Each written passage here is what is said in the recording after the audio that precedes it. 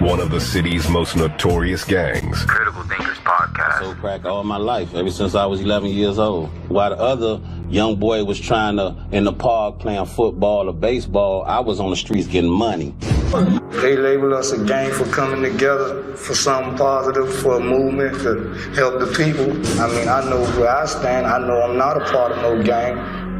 We don't have no colors. A lot of my friends, they like to represent their Haitian flag that represent their country. I like to extend high honors to the ancestors. Those ancestors being the ancestors of the Nile Valley that were responsible for some of the greatest civilizations that the world have ever witnessed.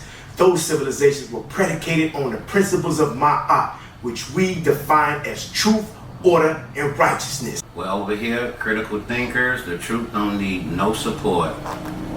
God made Haitians, little Haiti made Zoes. I'd like to welcome y'all to another episode of Critical Thinkers. Y'all know our slogan over here, the truth don't need no support at all. And y'all know the OG Kenny K say all day, every day, God made Haitians, but little Haiti made Zoes. And we standing on that. Gotta say, Junk, before we start.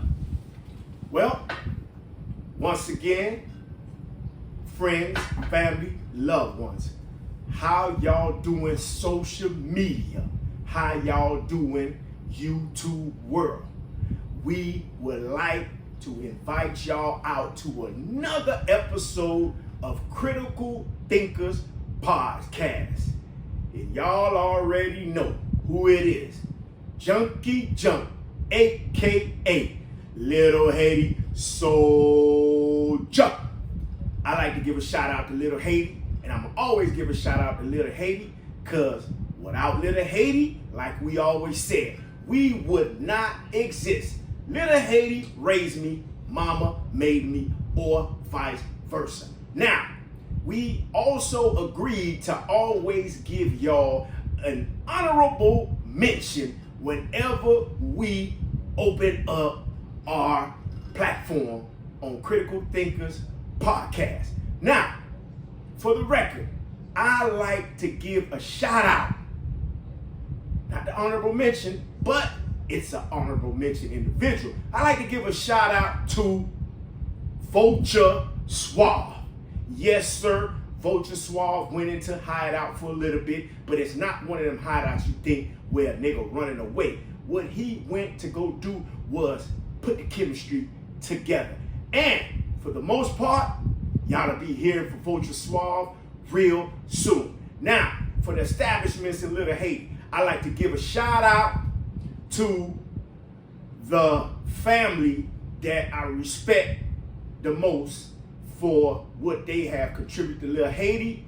Shout out to my main man Rob. Shout out to Big Will. Shout out to Nate. Shout out to Mummy for holding it down in Little Haiti and keeping business going.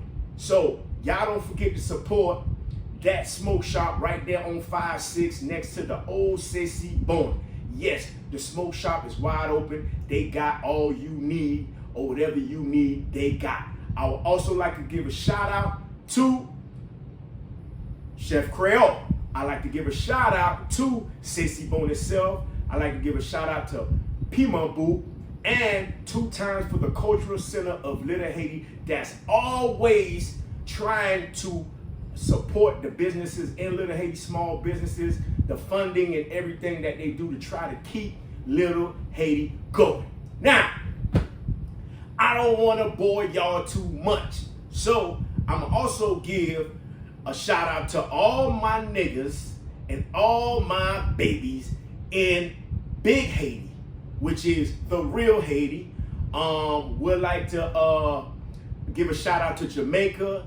Jamaica just went through that hurricane, and we wish the people of Jamaica great success in reestablishing Jamaica.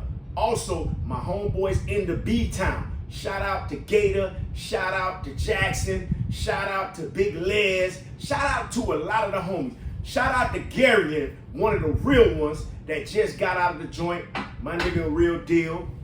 Did his time, didn't rat, soldier that he is, stand on 10. I like to give him an honorable mention as well. Talking about? Gary in 63rd, you already know Flo. You already know Gurleen. Shout out to Rodney, Gurleen.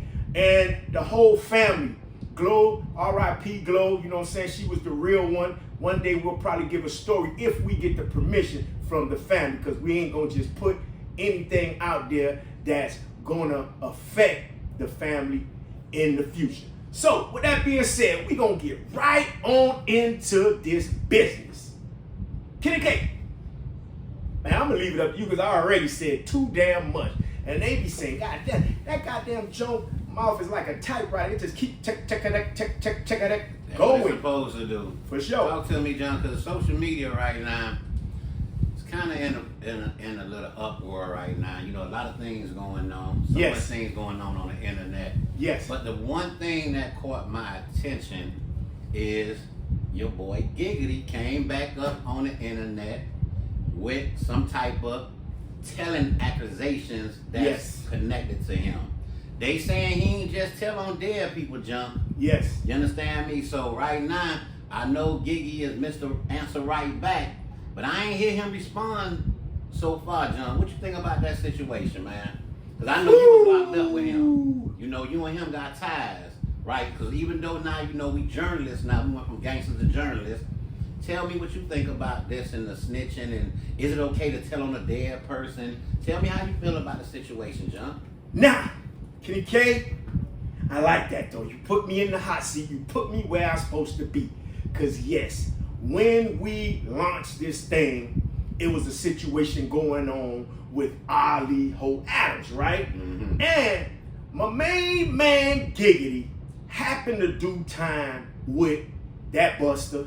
And we also did time in Yazoo together.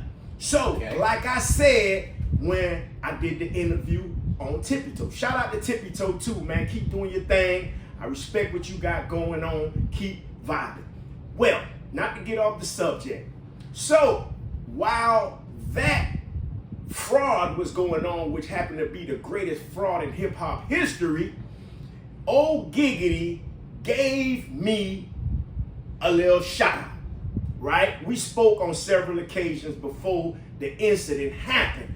Now, just to retract and to go back a little bit. Now, before Ali Ho Adams got out, Giggity did a video, you know, pertaining to the so-called shot caller or the leader of Zo Pound, and he was referring to Ali Ho Adams. So what I did, I got in Giggity DM, and we spoke.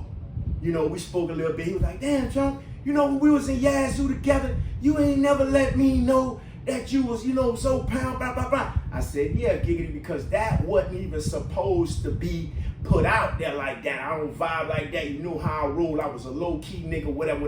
Now, not to get off the subject. While I was at Yazoo with OG Giggity, it was a lot going on. Now, for the record, now, allegedly, we're going to say, allegedly, when I was in Yazoo, there was a CO by the name of Officer White. Because when I saw that video, Kenny K, right? And shout out to OG Murda, man, because, you know, this one dude, OG Murda, and we said that we was going to speak about, you know, some issues that's going on in the Cash Money camp, because we are acquainted with Cash Money. We did business with Cash Money. We hung out with Cash Money in our high times when we approached this music industry, right? We actually was rolling with them boys, and for the record, we substantiated, we stamped them boys right here in Miami that gave them, you know, sort of like a pass. Now, I ain't gonna say that it was just solely us, but we solidified that welcome here. Now, with that being said, this is why we are speaking on this, because it hit home when I saw this nigga called OG Murda.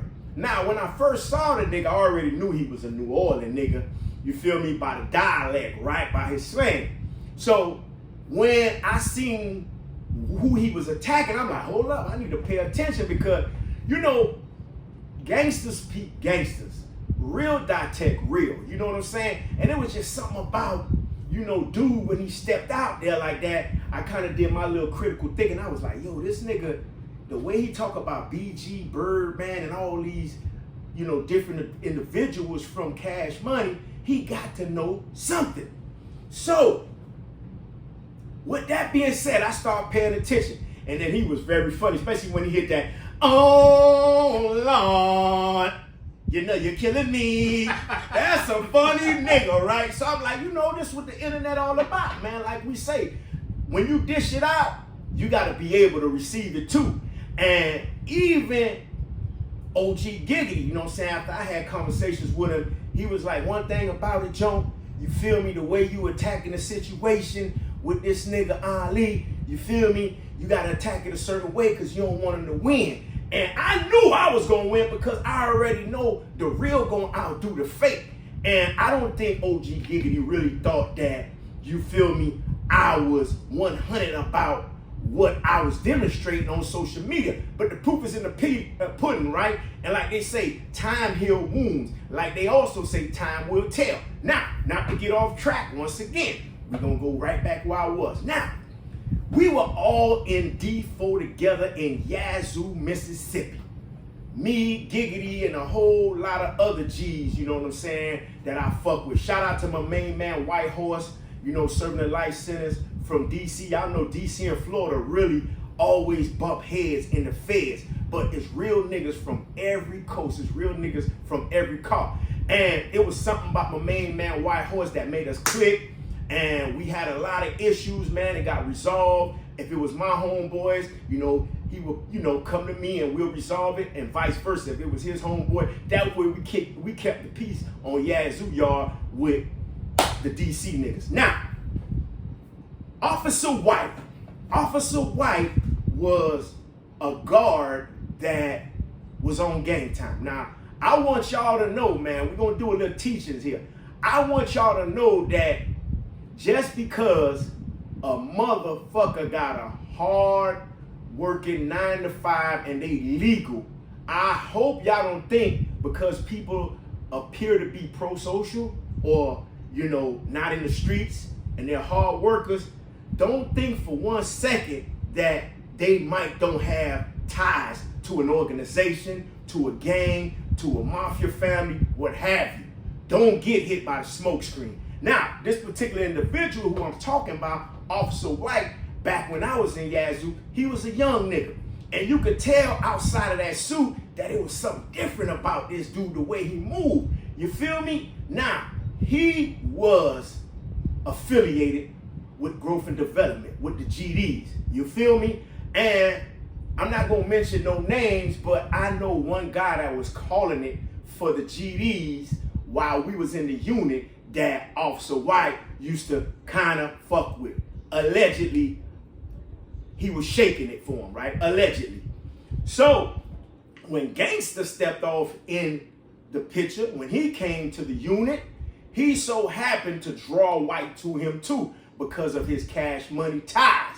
Now, before I can really find out what was really going on, because there was a lot of rumors out when Gangsta came to the compound.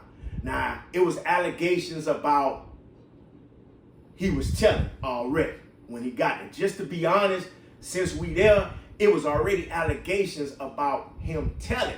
But, you know, he didn't roll with his homies because, you know, and I understood that, damn, you know, this nigga did a lot of shit in the streets. So, you know, some homies skeptical, but he did have some homies that was still fucking with him. But at the same token, he was in the Muslim car. So religiously, he belonged to the Muslim car, right?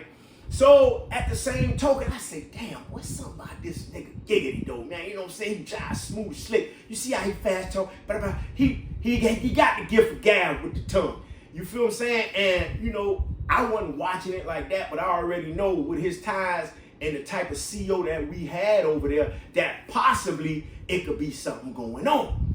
But mind you, Kenny K, I had another homeboy that was Giggity's homeboy. Shout out to my main man, Big Bub. Bub is still out here doing his thing. He transitioned from the streets, you know what I'm saying? He went straight. My main man is a builder, you know what I'm saying? My man build homes now, you know what I'm saying? He got his shit going on. But that was my partner when we was in Yazoo. You feel me? They used to be like, damn, Miami, you know why you always hanging with that Louisiana, that New Orleans ass nigga? You know what I'm saying? One thing about it, real tech real. It was some of my own homeboys I ain't fuck with Kenny K, cause niggas was hot, niggas was on bullshit, niggas run up bills and try to check in like our homeboy Buddy Roe. Now Buddy Roe was there at the same time, and Buddy Roe was a motherfucker. That nigga had to give for gab too.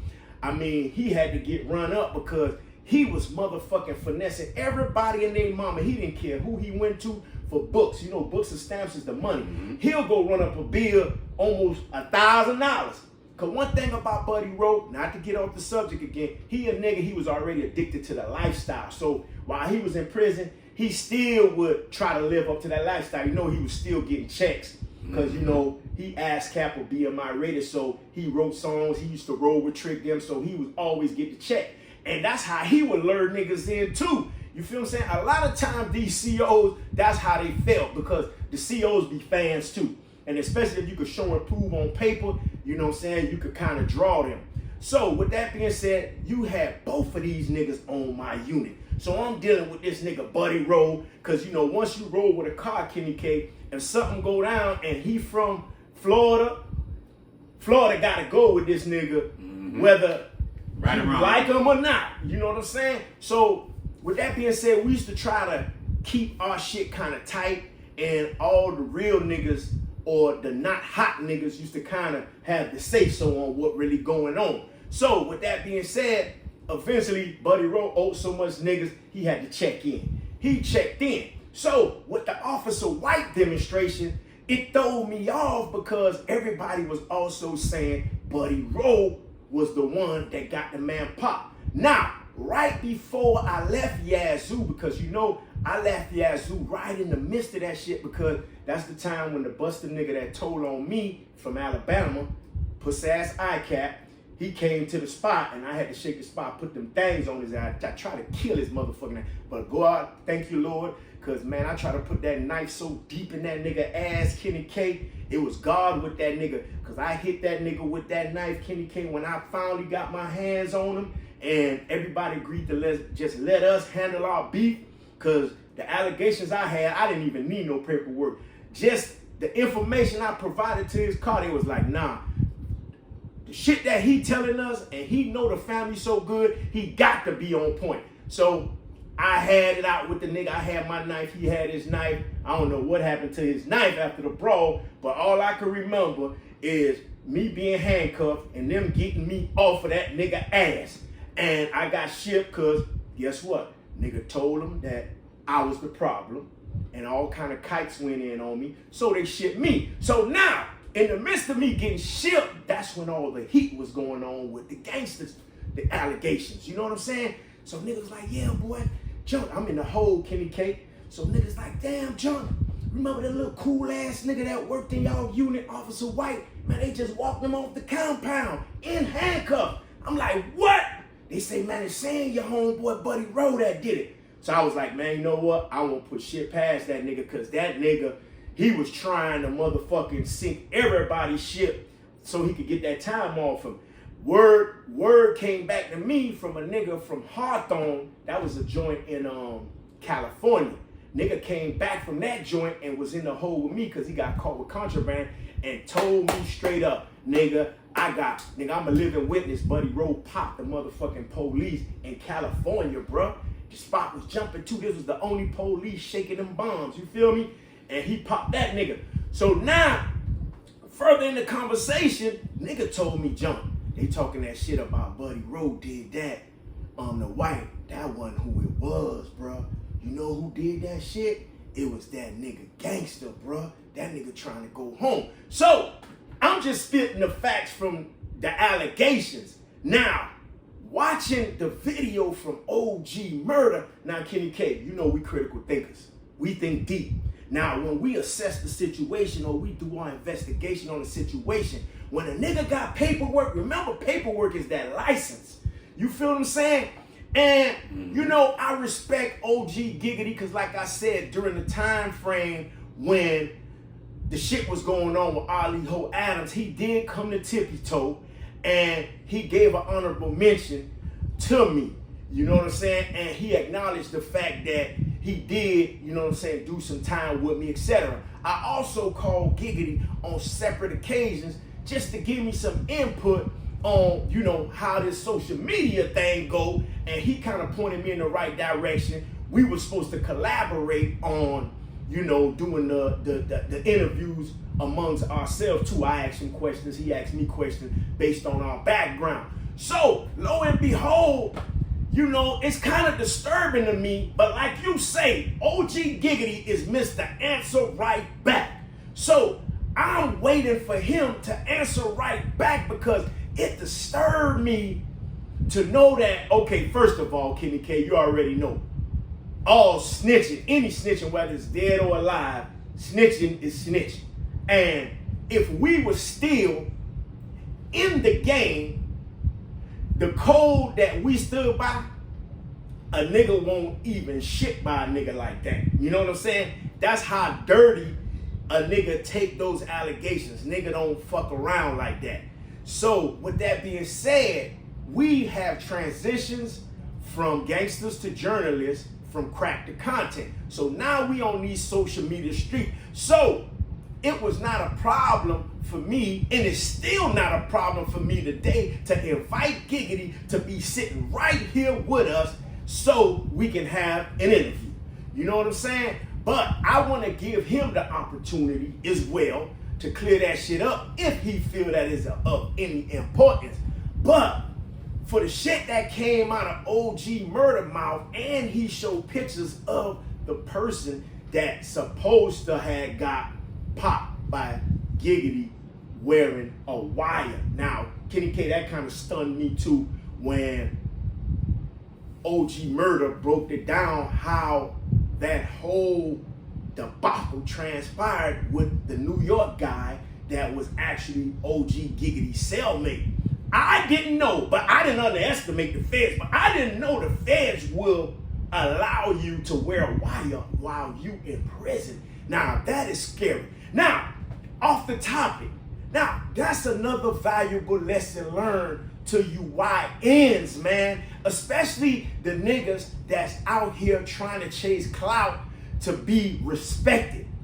You know what I'm saying? Some people feel that they need others to approve of who they are, instead of them looking themselves in the mirror and say, I am who I am. Hold on, John.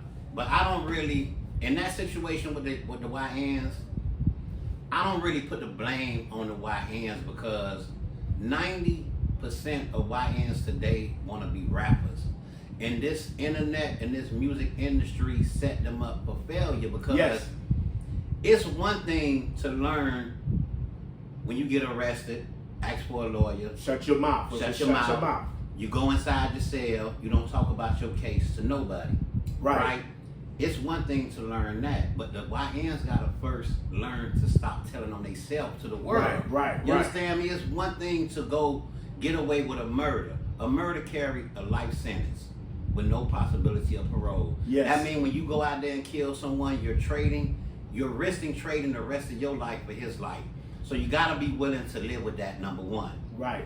And number two, it's no statute of limitation on murder. Right. So once you commit, you commit it for life. It could be 20 years, 30 years, them crackers come knock on your door. For sure. You could be 75 years old, they'll come get you. For sure. Right? So for these young niggas to want to be rappers, so now the internet done set them up for failure, because the only way today for you to be a successful rapper, you have to have dead ops. So that means you got to be willing to grab your camera, go out there, commit murders, come back on live, admit to the murders, go make a song about it, confess to the murders to the world, and then come back and try to beat a murder case. Right. So these young niggas got to first learn to stop making songs about murders they got away with it. Right. 95% of niggas that's locked up for a murder, they got away with it. They got off the scene, and you know, Junk, that's 95% of the whole case, getting off the scene. Right. Getting rid of them murder weapons, getting rid of them clothes, getting rid of the things that you need to get rid of after you come from your capers. Right. So these young niggas, they get away, but they tell them themselves. So they gotta stop confessing to these murders. You YNs got to learn to rap about something else but besides these murders. Fuck going inside the federal building, confessing to a murder or talking about it, because you learning today, niggas can still wear wires in the federal penitentiary. And we don't know everything that's going on with OG Murda and old gangster. They all allegations, but at the same time, we learn from these streets, where there's smoke, there's fire. There shouldn't be no allegations on your name. If you 100, if you Z'd up, there should be no smoke. It should be strictly clear air. Right. So now, I'm going to pass it to you. So Giggity right now, he going up against OG Murda. OG Murda, to me, he come off like an ex-fiend. Yeah. And all the game that I got in my life was from fiends. You cannot out-talk OG Murda. Right. So now OG Murda got the gift of gab, and he talking that slick shit, and he got paperwork behind it. Yes. It's a situation. Go ahead, Junk. And I'm glad you hit it right there on the head too, Kenny K, because like we know and like we understand, we was in the streets. And you know, when a nigga was out there trapping or regulating, which we would call it, you know, one thing about, you know, treating your customers, you know what I'm saying, like human beings, it kind of helps you out, because they will keep you on point if you treat them right. That's your money, so you gotta treat them right. Another thing, from the late and great Tupac. Remember, Tupac told us on Lord Knows, never underestimate the power of a fiend. You feel what I'm saying? Now, OG Murda, to me, he appears as a fiend on TV, right? Mouth be twitching, whatever. You know, he talking that shit. Ex-fiend. He come off like an ex-fiend. He might be an ex-fiend, right? Yeah, we don't know. Allegedly, right? But at the same token, I learned to respect people for who they are. Because you might have a habit, it don't discredit you from sharing the truth, right? Because the truth don't need no support. We understand that. And I never judge a book by its cover. So with that being said, that's why we don't try to shoot the messenger for giving us the message. The message could come from anybody. That damn it, the tree will talk to you if you need that information. A mug might be creeping on you, and just the out of the trees might make you look, and here there's a motherfucker coming out the bushes, so you never know where that knowledge comes from, if you feel what I'm saying. Now, back to the OG Murda demonstration, right? I just feel like, and like they always say, Kenny K, you know this is the truth because we all been to the joint, right? So, whenever you hear allegations about an individual, because allegations, especially the code of the joint, you cannot put false allegations on a nigga and a nigga come and try to check it and you get caught for putting false allegations on a nigga, or you told a lie about a nigga, especially when a nigga hot or if a nigga fucking boys. When you put them allegations on a nigga in the joint and they are not correct, first of all, nigga gonna ask you where it came from, because we about to go see about whoever and whatever person told you this. Now, if it comes out that you the one putting this bullshit out, your ass gonna get butchered for the most part. If you're lucky, a nigga might let you check in. So that's why whenever you hear these allegations come up on certain niggas' name, you got to really give it a critical eye. You got to kind of look at that. Because I've been through the joint. Kenny K been through the joint. I never heard once that Kenny K talked to boys, fuck with boys, or even socialize with punks in prison. You know what I'm saying? Now, we're not discriminating against homosexuality, because your sexual orientation is your sexual orientation. It is your choice in America to be whatever you want to be. Matter of fact, you know, the LGBTQ community have more rights than us straight people. So you got to be careful with these allegations. Now, with the prison demonstration, it's another code, it's another law. And sometimes I think, Kenny K, a lot of these niggas that's whack as fuck in the streets, you know, I think some of them should have had went to that college or that school of hard knocks to learn how to, carry themselves in this free world, which we would call it when you're incarcerated. Incarceration is the underworld, and this is the free world. So with that being said, that's why I'm always skeptical about allegations when people talk about certain shit niggas do in prison. Half of the time, I'm gonna say a little bit over half. I'm gonna say 75% of the time when you hear these allegations, if it's not directly what they're saying, it's something up that alley. You feel what I'm saying? Because a nigga ain't gonna throw no bullshit out on no real nigga, especially a real nigga that took his beef, didn't rat, ain't on no homos or none of that shit, still straight, still sane, ready to push his knife, still ready to go till he die, and he's incarcerated. Shout out to my main man, Horse, White Horse. Like I said, that was my brother. He's still my brother. Whatever I could do for him to this day, I'ma do. Shout out to my nigga D from Jersey too, another real one. You know what I'm saying? I met some real men in prison, man. And sometimes that's where you meet the best people, or people that you can really say are friends. You know what I'm saying? Because when you in them Dismo Crips and you stripped of everything and you only got your pride, you really see people for who they are. So when OG Murda was making them accusations, Kenny K, I could tell OG Murda, he been through some things too. He ain't just no dope fiend like everybody might consider him. I could tell he got some street cred. He probably done been in the joint. He probably didn't do a whole bunch of But time. you know what? I don't mean to cut you off. An OG Murda offense, he not the first one to make these allegations. He not the second or the third or the fourth. He really the fifth, sixth, seventh person made these allegations.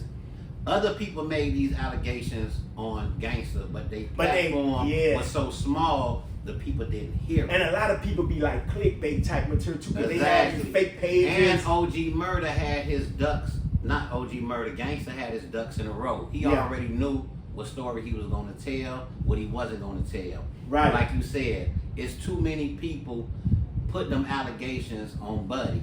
So in the beginning, when he first came out, you know, he had such a run, you know, by him being connected to Cash Money. Right. You know, he was content. People been doing content on him when he was locked up. He done took off with it too. So now he came home and he learned the game and he realized to take the good with the bad. Me personally, if gangster told on dead niggas or live niggas, personally, I can tell you he don't give a fuck. Because what he was facing, he made the conscious decision to throw away his legacy as a real nigga. Because at the end of the day, I don't care how many niggas you kill, how many bitches you fuck, how much money you got out here when you was in the game. Once you make that conscious decision to become a rat, you throw all that away. But because we live in a new generation, a new era, this is 2025, street niggas didn't know in the 80s and the 90s that they was finna come home to a virtual world, right? But a lot of niggas learned in the penitentiary that the morals that they kept, that kept them real, that made them a legend in their hood, they didn't have to keep it no more, because you could become a rat and come home and the internet streets will welcome you. Right. So a lot of these so-called real niggas, they try to keep it real for so long, but they fold. Only so many niggas keep it real from A to Z. Yeah, and like they say, man, looking for real niggas nowadays is like looking for a needle in a haystack. Now, Kenny K, with that being said, you know, I ain't gonna lie, you know what I'm saying? You know, from me maturing and us maturing and aging at the same token, from what we've been through, we know we escape hell and the grave, right? We've been there. The streets is hell. Life is already one thing, is hellacious. Now, we've been down through there, taking penitentiary, and I'm talking about cemetery chances, right? And we made it through, and we decided in these days and time to leave the past in the past and become the journalists that we are today, to also contribute to the YNs, because our main focus is the YNs, because the YNs are the future, right? And from how we was raised, things seems to be a little different with this digital world, right? So with that being said, I was willing to kind of give OG Giggity the benefit of the doubt on what he did. Not saying that I condone what he did, because we know from where we come from and where we stand on, we don't condone that. We not with that. But since we transitioned, up into this journalist world, we would have loved, and we talked on many occasions, to have the brother to come sit and kind of answer the questions that we have, for our audience, you know what I mean? And on several occasions, I know OG Giggity, he kind of like up there in the upper echelon with this podcasting world. So a lot of our appointments and a lot of the schedules that we try to meet, we couldn't meet them because, niggas bounce around. So with that being said, I know OG Giggity gonna come back and have an answer. Now, is the answer gonna be acceptable? We don't know. Because at this point in time, how I see it, OG Giggity, like you say, don't really give a fuck. Because one thing about it, he accepted the fact that he threw his hat in and he hot. And Junk, it doesn't matter. Today, if accept OG it anyway. Gangsta is a rap, let's say for instance he did rap. And he did. What is the consequences to it? Nothing. Right. More views, more clicks. Yes. The era of keeping it real and being a real nigga is over. Right. We did it. It was a choice. It don't come with no awards. It don't come with no accolades. It just come with you being able to look in that mirror, knowing that you stand on everything you stood for as a real nigga. You ain't had to cut no corners. See, the only accolades and the only rewards you get is self-gratification, right? Yes. You went to the pen. You never told on none of your niggas. You never fucked with no boys, right? Period. You never let a nigga try you. So everything that you went through from an adolescent to who you is today, you're able to look in the mirror and say, you know what? You a man. I am who I am, and right? I'm confident, and that's the only thing that you get from keeping it real. Ain't no parties, ain't no accolades, but you do get to look in the mirror and know you different than any one of them sucker niggas out there. You was able to go through the fire and you stood in it, right?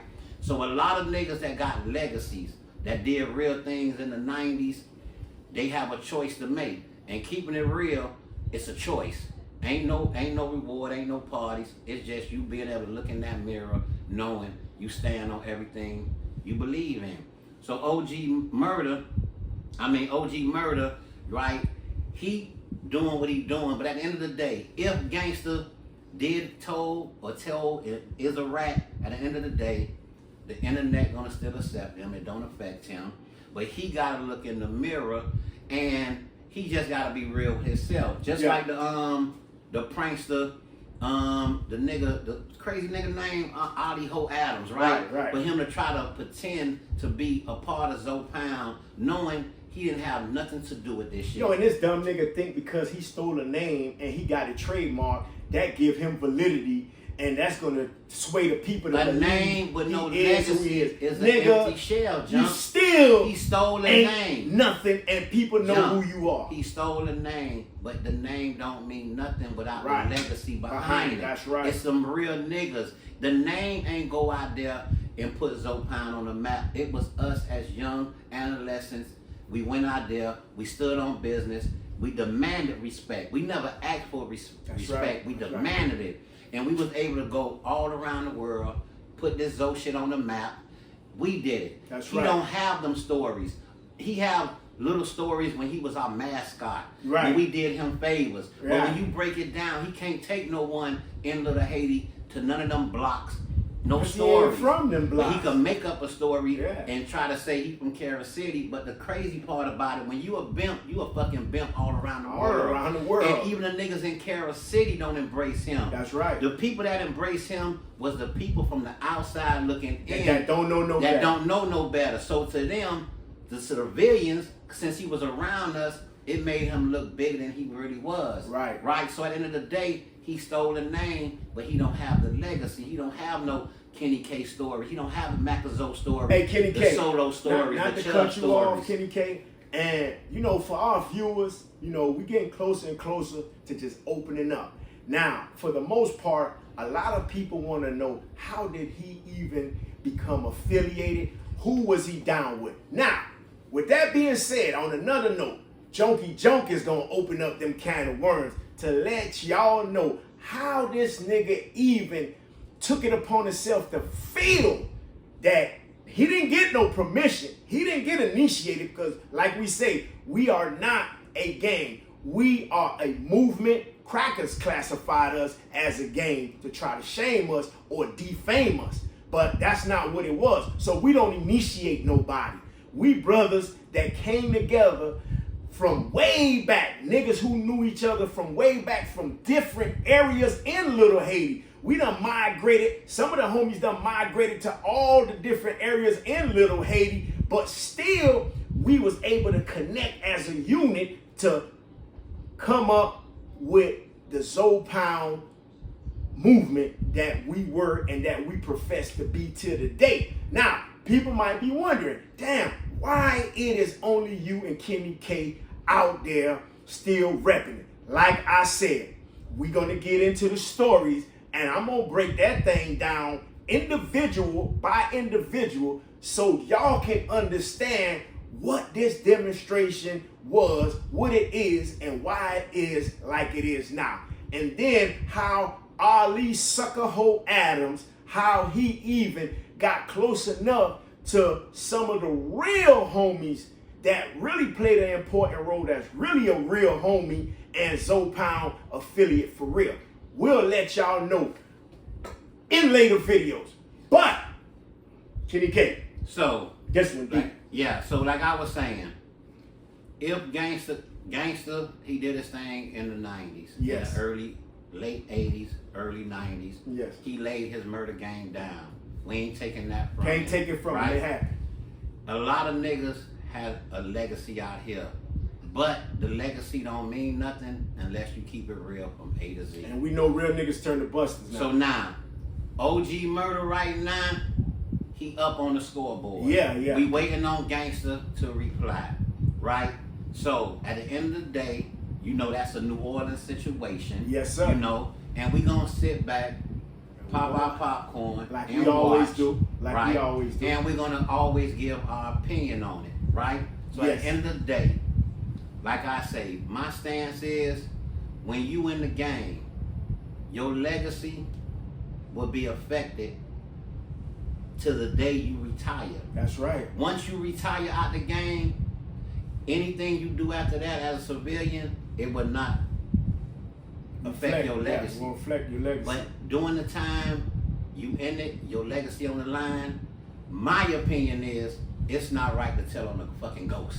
Right. You understand me? Unless that ghost come give you permission and beg you to say, you know what, you could tell on me to be free. Right. You can't make the decision to tell on any of your dead friends because you don't know how it's going to affect them and their family. Yes. At the end of the day. So my opinion is it don't matter if a motherfucker dead or alive. Me coming up under this Z code, there's no room for telling at all. Yes. Periodically. Civilians could tell anytime they supposed to do. Yeah. Civilians could go They ain't to in the court. street. They could testify, make depositions. That's what a civilian supposed to do. But if you made your name off being a gangster and you living this G life, you knew what it was before you got into it.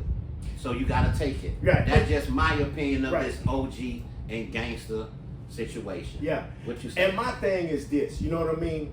Like, I kind of respected it at the beginning because, like, when he approached social media whenever he got out, he approached it as if, you know, he retired or throwing in his flag, and he gave the world everything that was in his past and he laid it on the table.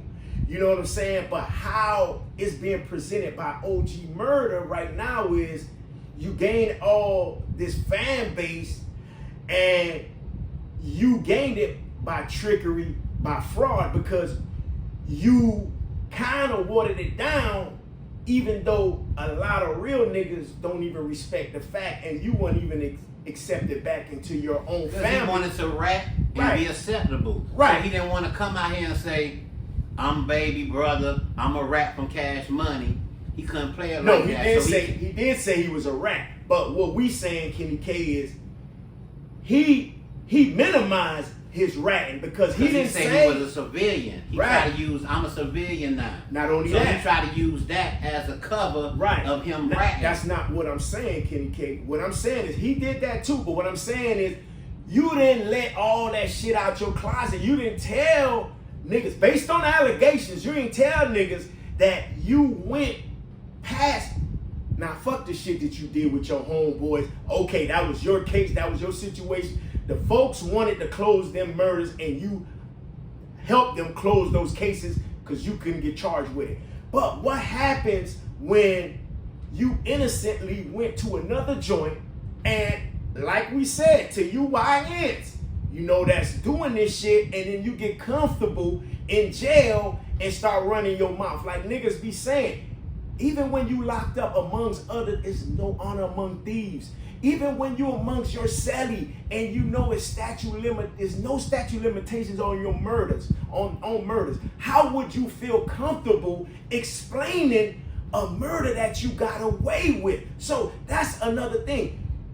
What's crushing about it is this guy, whoever he was from New York, and it's gonna surface because, you know, the truth don't need no support. Like we said, it's gonna come out. And supposedly one of the other niggas that he's supposed to told on, he gets out in 4 years. So this dude might be a viral dude coming out to give his story on OG Giggity. What I'm saying is OG Giggity had the chance when he told about what he did to the dead to give everything. Don't give part of the story, because when you only give part of the story and you gain all this recognition and people chose to just say, you know what, he laid his hat down, he threw his flag in, he went civilian, and he gave us the fact that he told on the dead. Everybody was under the impression that he just told on the dead, Kenny K. That's what I'm saying. And he told half. So you was under the impression, yes, by you being locked up with him, talking to him, you know him personally. Yes. You really thought that he only told on yes, because everything else was allegations, even about Officer Smith. So now, since this the first time that you seeing paperwork on him, and you doing the time, and you living by the G code and the Z code at the same time, and you being locked up in Yazoo, Mississippi. Him, right? You have a better understanding. So now OG Murda showing you paperwork. Ooh, so it's kind of, it got you blowed. It blew me because you expect for even you have a relationship with gangsta. Yeah, he should have been able to tell you, look here, Junk.